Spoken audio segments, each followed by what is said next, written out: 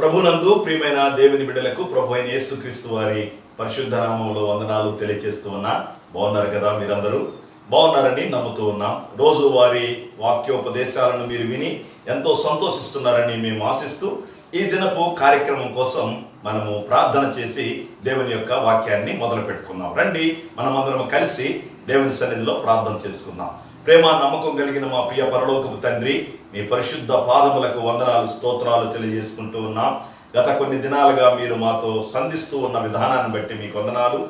ఈ దినమున కూడా మీ ఆత్మచేత మమ్మలను ప్రభువా మీరు కలుసుకొని మాట్లాడి మమ్మల్ని తెలివిలోనికి అనగా మీ సత్యములోనికి, మీ వెలుగులోనికి మమ్మల్ని నడిపించి మహిమ పొందమని యేసుక్రీస్తు నామములో వీక్షకులను, వారి అవసరాలను, వారి ప్రతి విధమైనటువంటి వ్యాధిని, బాధను, కష్టమును మీ నామములో మీరే తీర్చి మహిమ, ఘనత, ప్రభావాలు పొందుకోమని యేసుక్రీస్తు నామములు అడిగి వేడుకుంటున్నాము తండ్రి. ఆమేన్.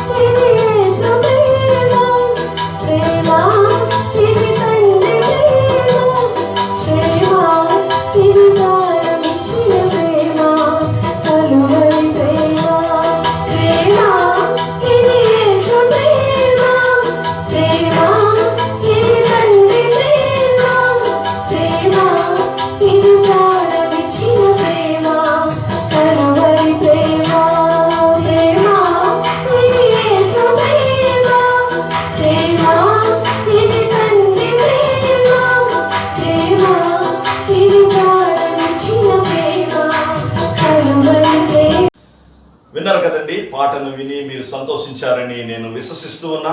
ఈ దినాన మనము దేవుని యొక్క వాక్యంలోనికి వెళదామని మనము నిర్ణయించుకున్న అంశం ఏంటంటే, how do you know the Bible is true.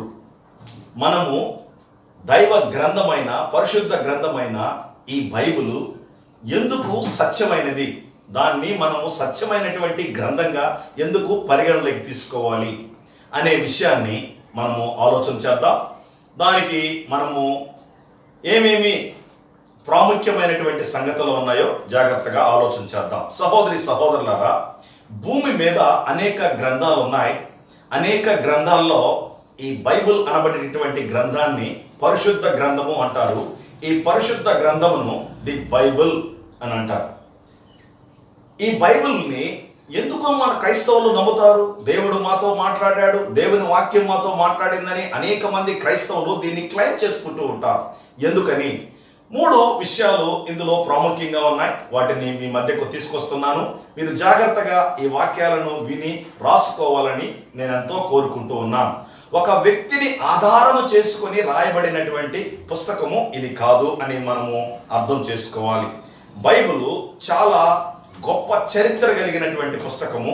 40 మంది రచయితలు దాదాపు 1600 సంవత్సరాలు రకరకాల ప్రాంతాల్లో ఉండి దేవుని ఆత్మచేత కదిలింపబడి దేవుని మాటలను దేవుని ద్వారా పొంది రాయబడినటువంటి విలక్షణమైన విచిత్రమైన పుస్తకము ఈ బైబిల్.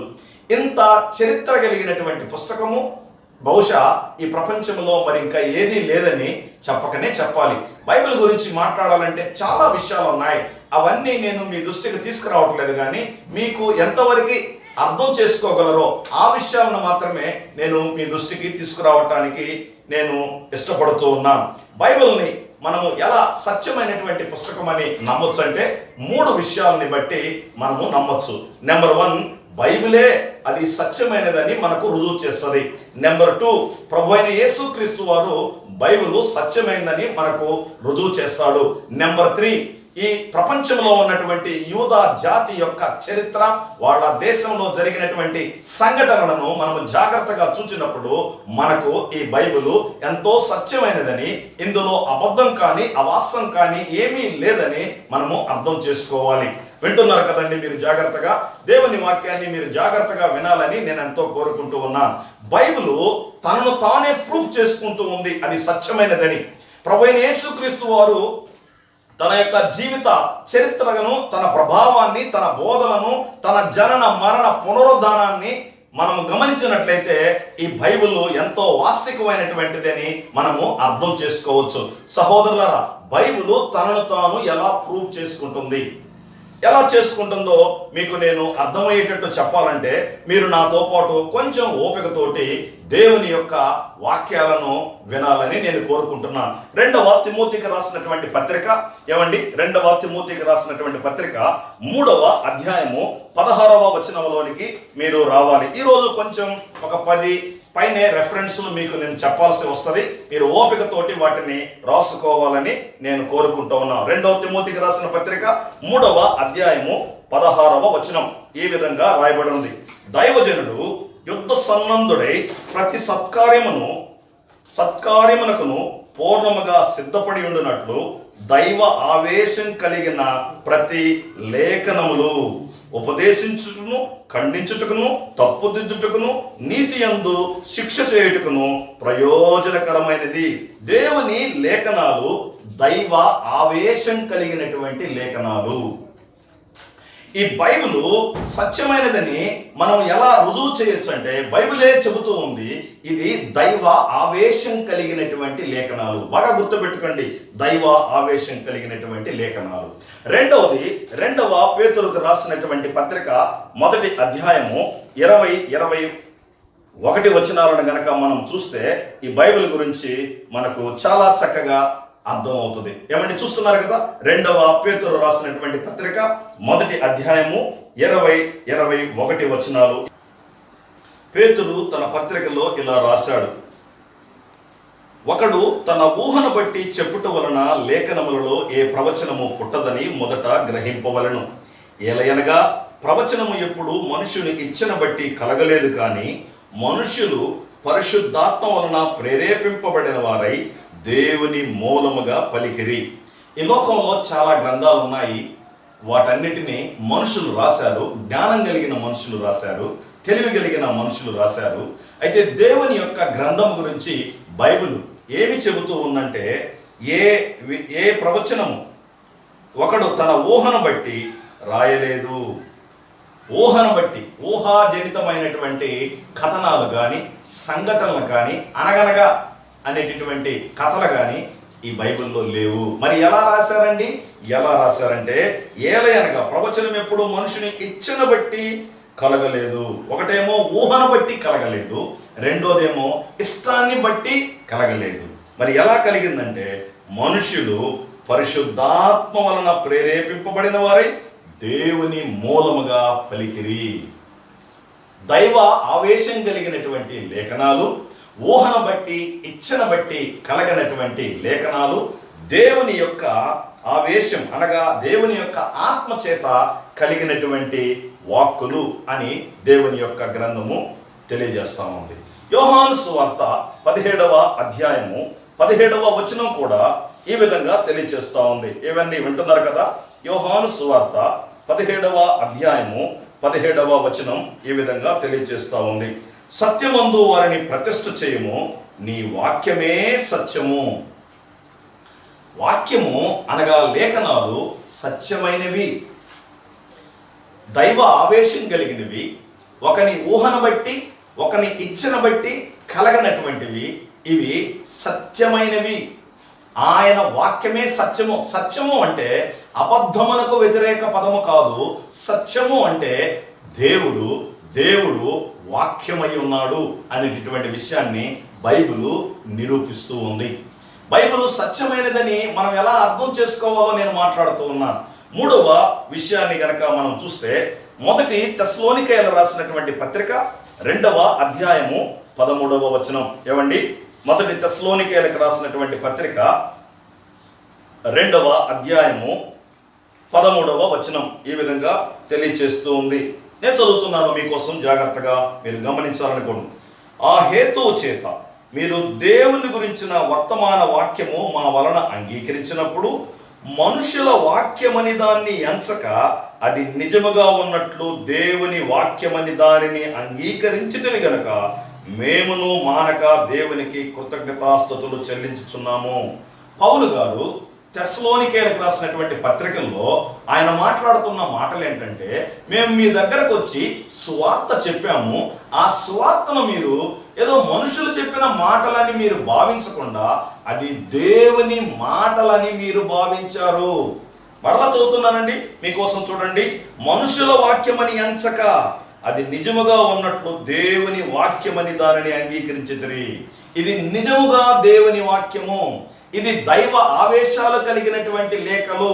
ఇవి ఊహను బట్టి ఇచ్చను బట్టి రాయబడలేదు. ఇది సత్యమైనటువంటి వాక్యము. సత్యం అనగా దేవుడే, దేవుడు అనగా వాక్యమే.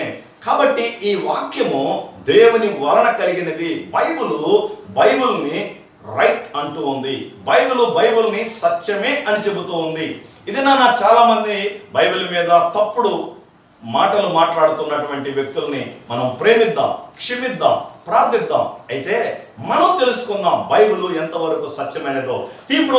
హెబ్రీయులకు రాసినటువంటి పత్రిక 4వ అధ్యాయము 12వ వచనాన్ని కూడా మనం చూసినట్లయితే 4:12లో మనకి ఇంకొక మంచి మాట కూడా మనకు కనబడుతుంది. 4:12 ఎందుకనగా దేవుని వాక్యము సజీవమై బలము గలదై రెండంచులు గల ఎటువంటి ఖడ్గము కంటెను వాడిగా ఉండి ప్రాణాత్మలను, కీలులను, మూలుగులను విభజించినంత మట్టుగా దూరుచు హృదయం యొక్క తలంపులలోను ఆలోచనలోను శోధించుతున్నది. ఈ వాక్యానికి ఉన్నటువంటి శక్తి ఏంటంటే అది ఎముకల్లోనికి కూడా ప్రవేశించింది. శరీరంలో ఉండేటటువంటి అవయవాల్లో హృదయము చాలా చాలా లోతైనది. అందులో ఉన్నటువంటి ప్రతి అంశాన్ని అడ్రస్ చేయగలదు. ఈ వాక్యంలో శక్తి ఉంది. ఈ వాక్యము దైవ ఆవేశం కలిగిన వాక్యము. ఇందులో శక్తి ఉంది. ఏమి ఆ శక్తి? మళ్ళా చూస్తున్నానండి, లేఖనాలను మనం జాగ్రత్తగా చూడాలి.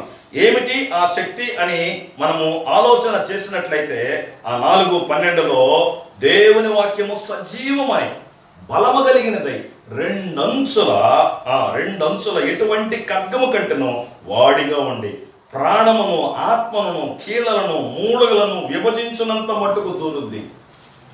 విభజించినంత మట్టుకు శరీరంలో ఉండే అంతర్భాగంలోనికి ఈ శక్తి కలిగిన వాక్యము వెళ్ళి మనుషుల్ని అడ్రస్ చేస్తుంది. మనుషుల లోపల ఉన్నటువంటి దుర్మార్గాన్ని, అపవిత్రతను, మూర్ఖత్వాన్ని, అజ్ఞానాన్ని ఇది అడ్రస్ చేస్తుంది. ఎముకల్లోకి, నరాల్లోకి, హృదయంలోనికి ఇది వాడిగలిగినటువంటి ఖడ్గము. ఇది సజీవమైనటువంటి వాక్యము. ప్రియ శ్రోత, బైబిల్ గురించి చెబుతూ ఉన్నటువంటి మాటలు మీరు జాగ్రత్తగా వినండి. 1 పేతురు రాసినటువంటి పత్రిక 1వ అధ్యాయము 23వ వచనం. 1 పేతురు రాసిన పత్రిక 1వ అధ్యాయము 23వ వచనం ఈ విధంగా రాయబడింది. 22, 23 మీకోసం నేను చదువుతున్నాను. మీరు క్షయబీజము నుండి కాక శాశ్వతమగు జీవము కలిగిన దేవుని వాక్య మూలముగా అక్షయ బీజము నుండి పుట్టినవారు గనుక క్షయమైనటువంటిది అక్షయమైనటువంటిది. ఇది క్షయము. ఇది మీరు చూడండి, నేను చదువుతాను మీకోసం. మీరు క్షయబీజము నుండి కాక శాశ్వతమగు జీవము కలిగిన దేవుని వాక్యమూలముగా అక్షయ బీజము నుండి పుట్టినవారు. నశించేటటువంటి బీజం కాదు ఇది. నశించినటువంటి సజీవమైనటువంటి వాక్యము మనుషులను మారుస్తుంది, మనుషుల మనసును మారుస్తుంది, పాపములో ఉన్న మనుషులను అడ్రస్ చేస్తుంది, ఆ మనుషులను పరలోకం తీసుకెళ్తుంది. అంత శక్తి ఈ వాక్యములో ఉంది. ఈ వాక్యాన్ని మనము జాగ్రత్తగా నిశితంగా పరిశీలన చేసినప్పుడు ఇది సత్యమైనది, యథార్థమైనది, లోపము లేనిది, మన్నికైనది, ఎన్నికైనది అనేటటువంటి విషయము మనకు అర్థం అవుతుంది. ఇంకా మీకు దీని గురించి చెప్పాలంటే 2వ తిమోతికి రాసిన పత్రిక 3వ అధ్యాయము 15వ వచనం. 2వ తిమోతికి రాసిన పత్రిక 3వ అధ్యాయము 15వ వచనం. క్రీస్తు యేసు నందు ఉంచవలసిన విశ్వాసము ద్వారా రక్షణార్థమైన జ్ఞానము నీకు కలిగించుటకు శక్తిగల పరిశుద్ధ లేఖనములు. దీని పేరు శక్తి కలిగిన పరిశుద్ధ లేఖనములు. ఇది దైవ ఆవేశం కలిగినటువంటి పరిశుద్ధ లేఖనములు. ఇది మనిషిని ఇచ్చిన బట్టి, ఊహను బట్టి కలగనటువంటి లేఖనములు. ఇంకా దీని గురించి చెబుతూ ఉన్నటువంటి మాట, ఇది సత్యమైనటువంటి వాక్కులు. ఇది మనుషుల యొక్క వాక్యం కాదు, కానీ ఇది దేవుని యొక్క వాక్యమే. మూడవది, ఇది సజీవమైన, బలము కలిగిన, పొదునైన, వాడి అయిన ఖడ్గం వంటిది. శరీర అంతర్భాగాల్లోనికి వెళ్ళేటటువంటి వాక్యము. ఇది శాశ్వతమైన, క్షయమైనటువంటిది కాకుండా అక్షయమైనటువంటి బీజము కలిగినటువంటి వాక్యము. అంత మాత్రమే కాదు, ఇది శక్తి కలిగినటువంటి లేఖనాలు.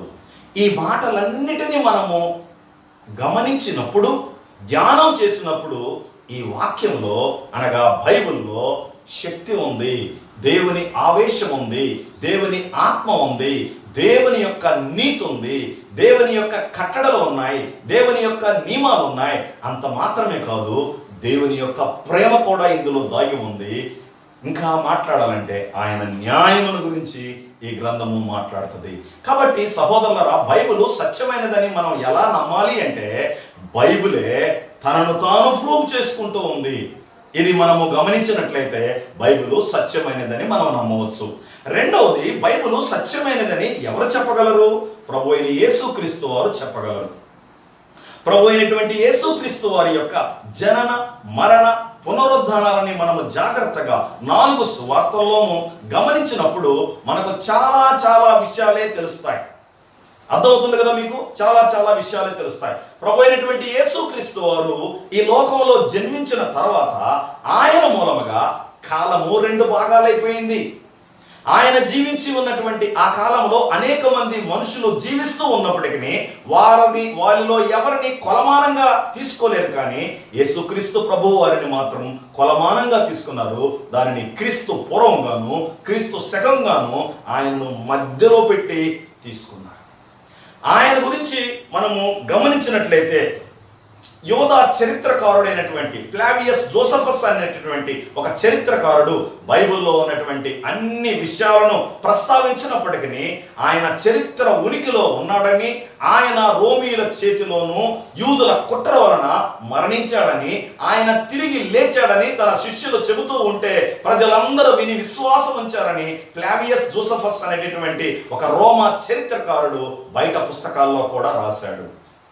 యేసుక్రీస్తు ప్రభువారు తాను బ్రతికి ఉన్న దినాల్లో, ఆ మొదటి శతాబ్దంలో ప్రపంచపు నడిబొడ్డున జన్మించినటువంటి ఆయన ప్రేమ, ఆయన చూపు, ఆయన స్పర్శ, ఆయన యొక్క పలకరింపు విచిత్రమైనది. సృష్టిలో ఇంతవరకు అనేక మంది భూమి మీద పుట్టినప్పటికీ వారెవ్వరు కూడా ఆయనలాగా మనుషులను ప్రభావితం చేయలేకపోయారు. ఆయనలాగా మాట్లాడలేకపోయారు. ఆయనలాగా మనుషుల్ని ఆదరించలేకపోయారు. ఆయనలాగా మనుషుల్ని దగ్గరకు చేర్చుకోలేకపోయారు. ఆయనలాగా మనుషుల్ని విడిపించలేకపోయారు. ఆయన డాక్టర్ కాదు. ఆయన దగ్గరకు వచ్చిన ఏ రోగము నయం కాకుండా పోలేదు. ఆయన విప్లవకారుడు కాదు. సమాజ స్థాపన కోసం, అంటరాని తనం మీద, అగ్రవర్ణాల యొక్క పెత్తనం మీద ఆయన అనేక సార్లు తన గొంతు విప్పి సమాజ స్థాపన గురించి మాట్లాడాడు. అంత మాత్రాన ఆయన విప్లవకారుడు కాదు.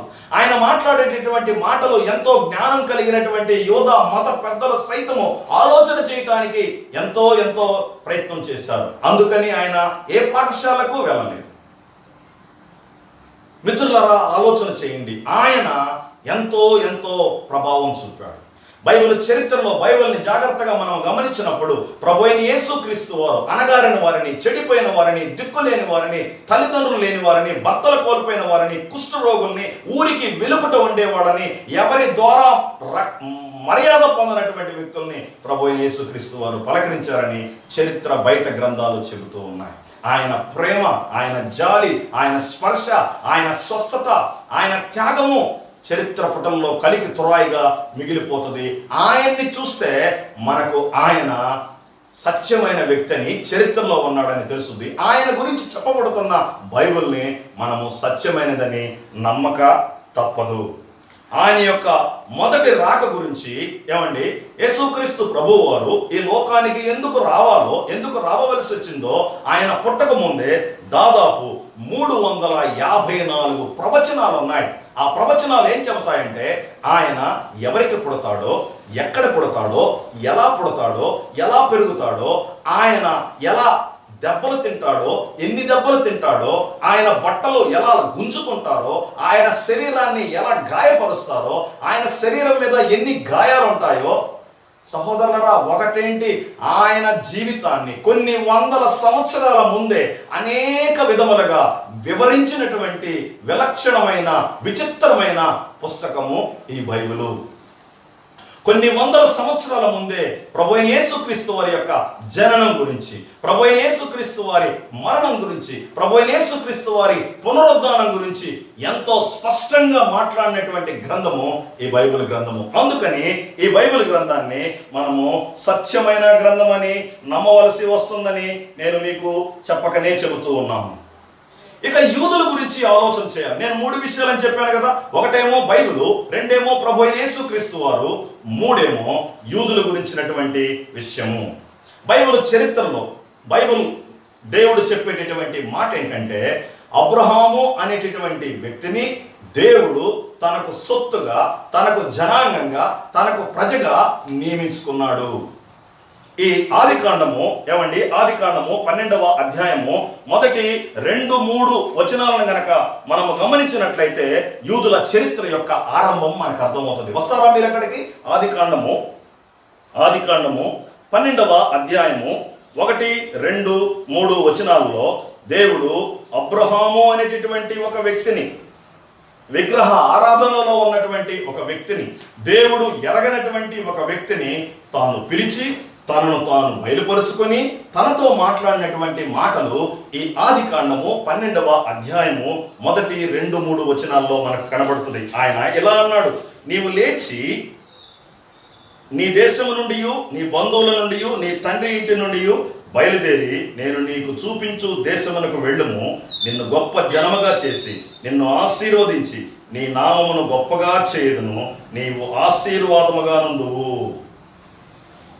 నిన్ను నేను ఆశీర్వాదమునకు పిలిచాను. అబ్రహాము ద్వారా లోకము మొత్తము ఆశీర్వదించబడటానికి, అనగా యూదులుగా ఏర్పాటు చేయటానికి దేవుడు ఒక అడుగు ముందుకేశాడని దేవుని యొక్క వాక్యము సెలవిస్తూ ఉంది. ఈ యూదులుగా ఉన్నటువంటి ఈ అబ్రహాముకి ఇదే 12వ అధ్యాయము 15వ వచనంలో ప్రభువారు చెప్పినటువంటి మాట ఏంటంటే, 12:15లో ఆయన చెప్పినటువంటి మాట ఏంటంటే, శాశ్వతంగా నేను మిమ్మలను ఈ దేశంలో ఉంచుతాను, మిమ్మల్ని మీది కాని దేశంలోనికి తీసుకువెళ్తాను, అక్కడ నుండి మరలా మిమ్మల్ని ఇక్కడికి తీసుకొస్తాను అని దేవుడు ముందుగానే ప్రవచనం చేశాడు. ఈ విధంగా బయలుదేరినటువంటి వీళ్ళ చరిత్ర, ఐగుప్తు దేశంలో బానిసలుగా 400 సంవత్సరాల పైబడే అక్కడ ఉండి ఎంతో మూలుగులతో ఉన్నటువంటి వారిని మోసే నాయకత్వంలో దేవుడు వారిని బయటకు తీసుకొచ్చి వారికి కానాను అనేటటువంటి శాశ్వత దేశాన్ని, అనగా ఇశ్రాయేలు అనేటటువంటి శాశ్వత దేశాన్ని తరతరాలకు మీకు స్వాస్థ్యంగా ఇస్తానని దేవుడు చెప్పడం జరిగింది. ఆ తర్వాత దేవుడు వారికి మోసే నాయకత్వంలో ధర్మశాస్త్రాన్ని ఇచ్చాడు. ఈ మోసే నాయకత్వంలో ఇవ్వబడినటువంటి ధర్మశాస్త్రాన్ని కాపాడటానికి ప్రవక్తల్ని, యాజకుల్ని ఇచ్చాడు. తన ప్రజలను ఏలటానికి ఆయన రాజుల్ని ఇచ్చాడు.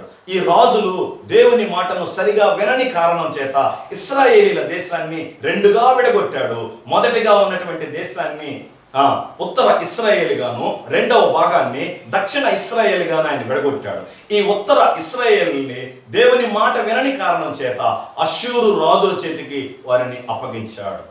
వారిని అప్పగించిన 150 సంవత్సరాల తర్వాత యూదా ప్రజలను ఆయన మాట వినని కారణం చేత బబులోను రాజు చేతికి అప్పగించాడు. ఈ బబులోను రాజు వారిని తమ దేశంలో తీసుకెళ్లి వారిని బానిసలుగా 70 ఏళ్ళు ఉంచుకున్న తర్వాత ఆ బబులోను అనేటటువంటి రాజును జయించడానికి దేవుడు కోరేషు అనేటటువంటి రాజును నియమించాడు. ఈ కోరేషు అనేటటువంటి రాజు యొక్క కాలంలో ఇశ్రాయేలీల ప్రజల్ని తిరిగి దేవుడు కోరేసుకు మనసు పుట్టించి తమ దేశం పంపి తమ దేశంలో వాళ్ళు క్షేమంగా ఉండేటటువంటి ఏర్పాట్లను చేస్తాడు. ఇది చరిత్ర. కానీ నేను చివరిగా మీకు ఈ మాటలు చెప్పడానికి 2వ దినవృత్తాంతాల గ్రంథము, 2వ దినవృత్తాంతాల గ్రంథము కొంచెం మీరు ఓపికగా దేవుని వాక్యాన్ని వినాలి. ఎందుకు బైబిల్ సత్యమైనది, మిగతా గ్రంథాలకు దీనికి ఏంటి తేడా? 2వ దినవృత్తాంతాల గ్రంథము 36వ అధ్యాయము 23వ వచనాన్ని మనం గమనించినట్లయితే ఈ విధంగా ఉంది. పారసికపు దేశపు రాజైన కోరేషు ఆజ్ఞాపించినదేమనగా, ఆకాశమందలి దేవుడైన యెహోవా లోకమందున్న సకల జనులను నా వశము చేసి యూదా దేశమందున్న యెరూషలేములో తనకు మందిరము కట్టించమని నాకు ఆజ్ఞ ఇచ్చి ఉన్నాడు. కావున మీలో ఎవరు ఆయన జనులై ఉందరో వారు బయలుదేరవచ్చును, వారు దేవుడైన యెహోవా వారికి తోడుగా ఉండును. నెబుకద్నెజరు తర్వాత వచ్చినటువంటి రాజును జయించినటువంటి ఈ కోరెషు రాజు చెప్తున్న మాట ఏంటంటే, ఆకాశమునకు భూమికి దేవుడైనటువంటి యెహోవా నాకు సెలవిచ్చాడు, తన ప్రజలను తమ దేశం వెళ్ళి మందిరం కట్టుకునేటట్లుగా చేయమని చెప్పాడు. వాడు వెళ్ళి మందిరం కట్టుకొని మరలా దేవునికి వాళ్ళు మాట వినకపోయేసరికి దేవుడు వారితో మాట్లాడటం మానేశాడు. అది 400 సంవత్సరాలు. ఆ తర్వాత ఆయన బాప్తిస్మిచ్చి యోహాన్ని పంపించాడు. ఆ తర్వాత ప్రభువైన యేసుక్రీస్తు వారు మనకు కనబడతాడు. ఆయన కన్య మరియ అనగా కన్యకైనటువంటి ఒక స్త్రీ యొక్క గర్భంలో ఆయన పుట్టాడని, ఆయన 30 ఏళ్ళు భూమి మీద తన తల్లిదండ్రులతో గడిపి 3.5 సంవత్సరాలు సేవ చేసి తాను చేయనటువంటి తప్పుకి ఆయన శిలువ మరణం పొందవలసి వచ్చిందని బైబిల్ చెబుతూ ఉంది. ఆయన శిలువ మరణం పొందిన తర్వాత సరిగ్గా 70 సంవత్సరాలకి యెరూషలేములో ఉన్నటువంటి యూదా జాతి ప్రపంచం మొత్తం చెల్లాచెదరైపోయింది. ఈ చెల్లాచెదరైపోయినటువంటి వాళ్ళు తిరిగి దాదాపు 1948 సంవత్సరంలో క్రీస్తు శకము మరలా ఒక దేశంగా కూడుకున్నారు. ఈ దేశంగా కూడుకున్నటువంటి ఈ ప్రజలు ఇప్పటికీ యేసుక్రీస్తు ప్రభువు వారిని సొంత రక్షకుడుగా అంగీకరించట్లేదు. వారు చేసేటటువంటి పని దేవుడికి ముందే తెలుసు. అందుకే ఆయన రోమీయులకు రాసినటువంటి పత్రిక 11వ అధ్యాయము 25వ వచనంలో ఈ విధంగా దేవుని వాక్యము సెలవిస్తా ఉంది. రోమీయులకు రాసినటువంటి పత్రిక 11వ అధ్యాయము 25వ వచనం మీకోసం నేను చదువుతాను. సహోదరులారా, మీ దృష్టికి మీరే బుద్ధిమంతులని అనుకున్నట్లు ఈ మర్మము మీరు తెలుసుకొనగోరుచున్నారు. అదేమనగా అన్యజనుల ప్రవేశము సంపూర్ణమగు వరకు ఇశ్రాయేలునకు కఠినమైన మనసు కొంత మట్టుకు కలిగెను. ఇశ్రాయేలీల ప్రజలు ఇప్పటికీ మెస్సయ్య అనబడే క్రీస్తును అంగీకరించలేదు. వారికి కఠినమైన మనసు ఉంది. ఎందుకంటే అన్యజనులమైన మనము త్వరగా మారు మనసు పొందాలని. ఈ మారు మనసు పొందేటటువంటి క్రమంలో సంఘం ఏర్పడి, ఈ సంఘం ఎత్తబడి, ఈ సంఘం 7 ఏళ్ల విందులో పాల్గొంటుంది. 7 సంవత్సరాల భూమి మీద శ్రమలు ఉంటాయి. ఆ తర్వాత అర్బిగుతో యుద్ధం జరుగుద్ది. ఆ యుద్ధంలో సాతానుడు వాని శత్రువులు బంధించబడతారు. దేవుడు 1000 సంవత్సరాలు ఈ భూమిని పరిపాలించబోతూ ఉన్నాడు. ఆ 1000 ఏళ్ల తర్వాత సాతానునికి, వారి దూతలకు, దేవుణ్ణి ఎరగని వారికి ఆయన తీర్పు తీర్చి నిత్య నాశనంలో పడేసి తన బిడ్డలైనటువంటి మనల్ని, అనగా మనమంటే ఎవరండి?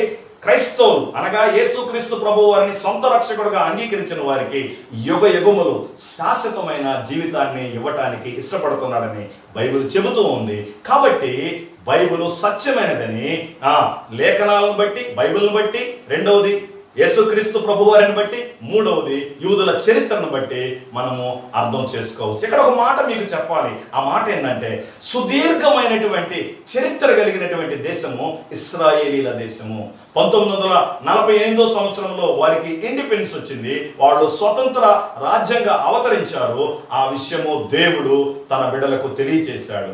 ఇప్పుడు దేవుని బిడ్డలైనటువంటి వారు తమ స్వస్థలములో, అబ్రహాముకు వాగ్దానం చేయబడిన ఆ దేశంలో శాశ్వతంగా ఉంటున్నారు. ఈ విషయాలు మీకు అర్థమయ్యేటట్లుగా తెలియజేస్తూ ఉన్నాను. మీలో ఎవరైనా ఇంకా రక్షించబడకుండా ఉంటే, నిత్య నాశనానికి వెళ్లకుండా ఉండాలంటే ప్రభువైన యేసుక్రీస్తు వారే మీకు మార్గం. అందుకు కారణం ఈ బైబిలు. ఇది సత్యం. దీన్ని నమ్మండి. మీకోసం నేను ప్రార్థన చేస్తాను. ప్రేమ కలిగిన ఆయన, జీవం కలిగిన తండ్రి, బైబిలు సత్యమైనదని, అందులో యథార్థత ఉందని, అందులో నీతి ఉందని, అందులో ప్రభువైన యేసుక్రీస్తు వారి ప్రేమ ఉందని, ఇది దైవ ఆవేశం కలిగిన లేఖనాలని, ఇందులో ఏమాత్రం ఆయన లోపము లేవని మేము విన్నాం. మీరు ప్రభువైన యేసుక్రీస్తు వారిని చరిత్రలకు తెచ్చారు. యూదుల చరిత్రను మాకు చూపించి ఈ పుస్తకము పవిత్రమైనది, చరిత్రకు ఆధారమైనదని మాకు రుజువులతో కూడా తెలిపినందుకు మీకు వందనాలు చెప్పుకుంటూ, రక్షించబడని వారు రక్షించబడినట్లు ఈ వాక్యము పనిచేయడానికి సహాయం చేయండి. రక్షించబడిన మేము మీలో ఎదగటానికి సహాయం చేయమని యేసు నామములో అడిగి వేడుకుంటున్నాం తండ్రి. ఆమేన్.